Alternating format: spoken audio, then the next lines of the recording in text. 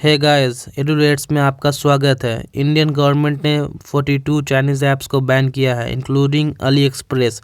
तो चलिए आज हम लोग जानेंगे इसका कंप्लीट एनालिसिस, क्यों बैन किया गया है, इसका क्या इम्पैक्ट पड़ेगा इंडियन इकोनॉमी और चाइनीज़ इकोनॉमी पे। तो इसके बारे में बात करने वाले हैं हम लोग आज, तो काफ़ी कुछ जानने को मिलेगा। चलिए शुरू करते हैं।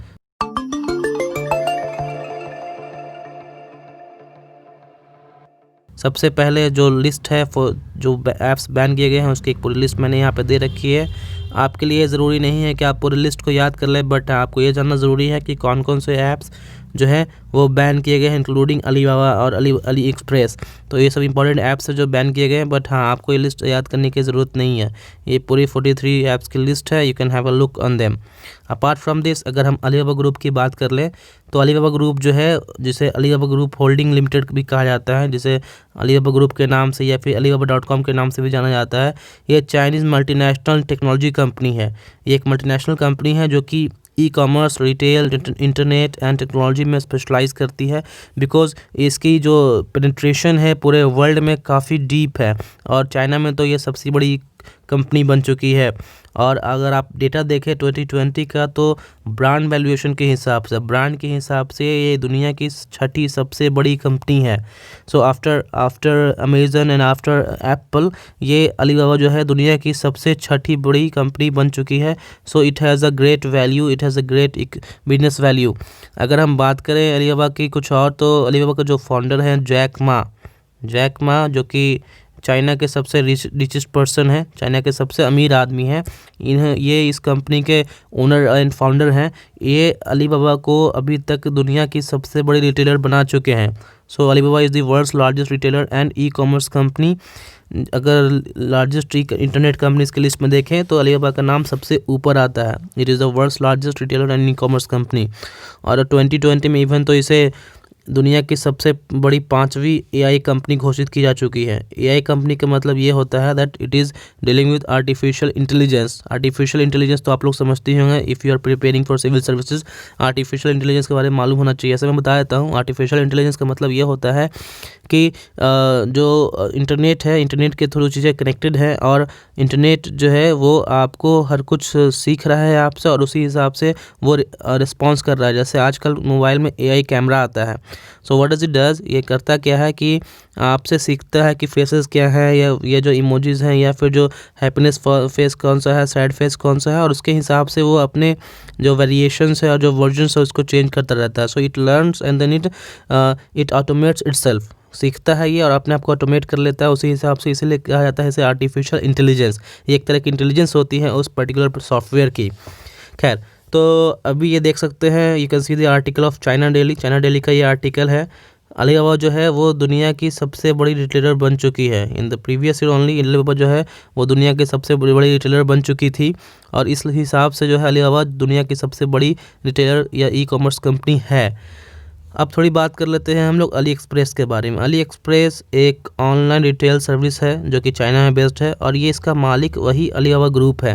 अलीबाबा ग्रुप मतलब वही जैक मा, तो जैक मा ही इसके मालिक है। अलीबाबा ग्रुप का ही एक कंपनी है, और ये सबसे ज़्यादा विजिट होने वाला ई कॉमर्स वेबसाइट है रशिया में अलीबाबा वेबसाइट को सबसे ज़्यादा विजिट किया जाता है, और ब्राज़ील में 10th मोस्ट पॉपुलर वेबसाइट है।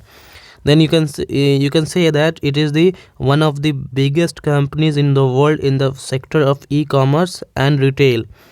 हालांकि अली एक्सप्रेस के नाम से ये मेनलैंड चाइना में बिजनेस नहीं करता, मेनलैंड चाइना में ये किसी और नाम से बिजनेस करता है। बट हाँ, जो भी रिटेलर्स हैं, जो भी प्रोडक्ट्स बेचने वाले हैं, जो भी प्रोडक्ट्स आते हैं, वो मेनलैंड चाइना से ही आते हैं, and they are the Chinese themselves. वो लोग सारे चाइनीज़ ही हैं।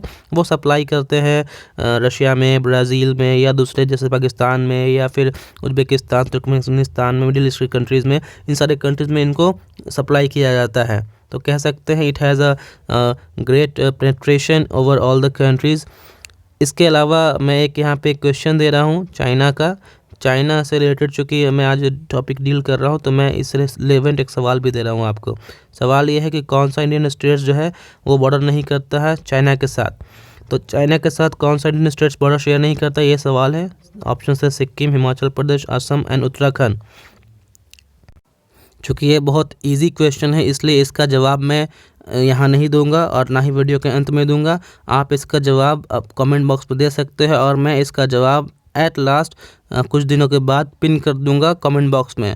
Then you can have a look on that. So बात करते हैं ग्रेट इंडियन बैन के बारे में। ग्रेट इंडियन बैन क्या है? चूँकि इंडिया ने अभी तक बहुत सारे ऐप्स को बैन कर दिया है तो इसलिए इसका नाम दिया गया है ग्रेट इंडियन बैन।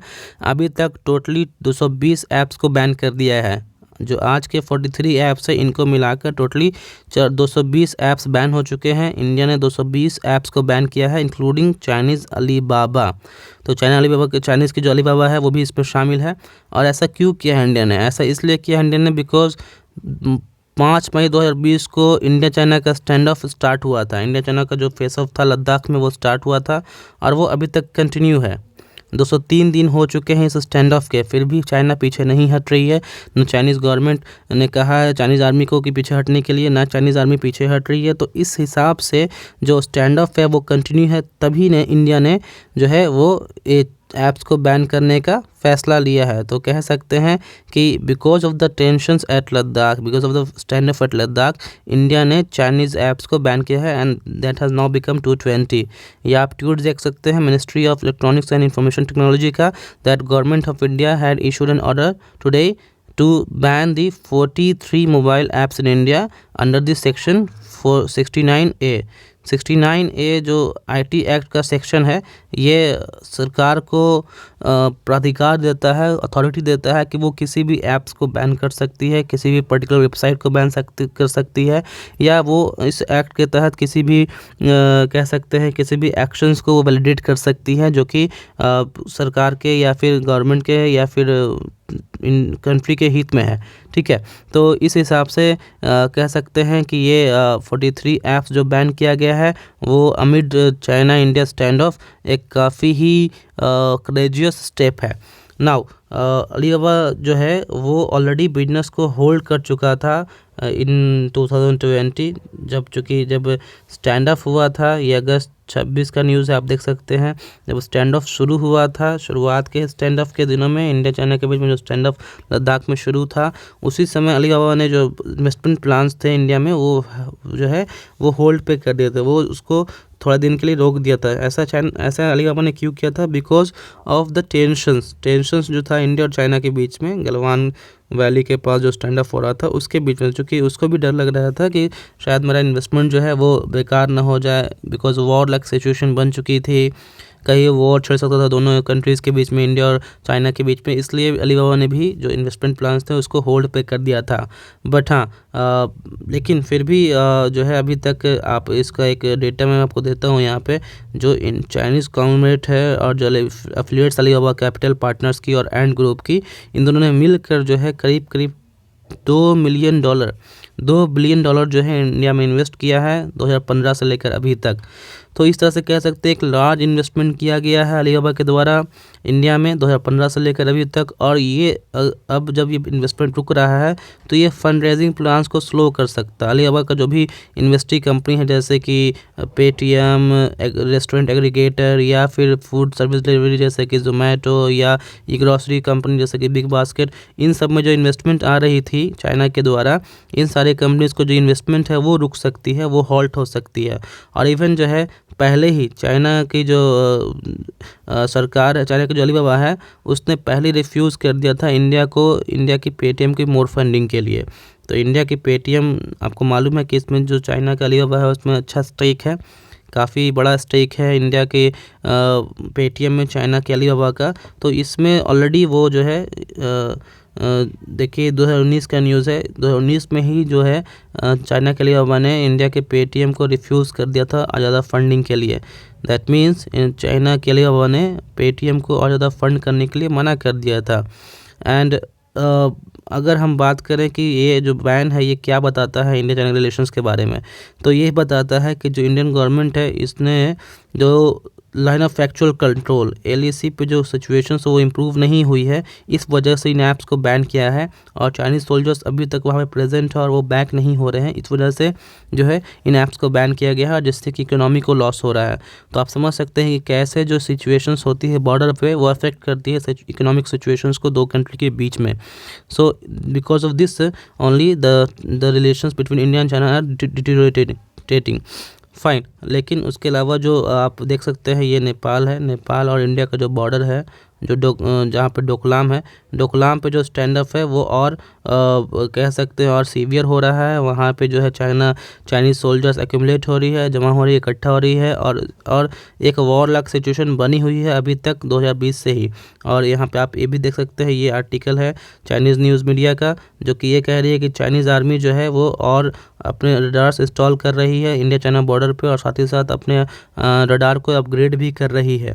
तो ये एक सिचुएशन जो है वो बनी हुई है इंडिया चाइना बॉर्डर्स पे, जिस वजह से भी इंडिया ने जो है चाइना के 43 ऐप्स को बैन किया है।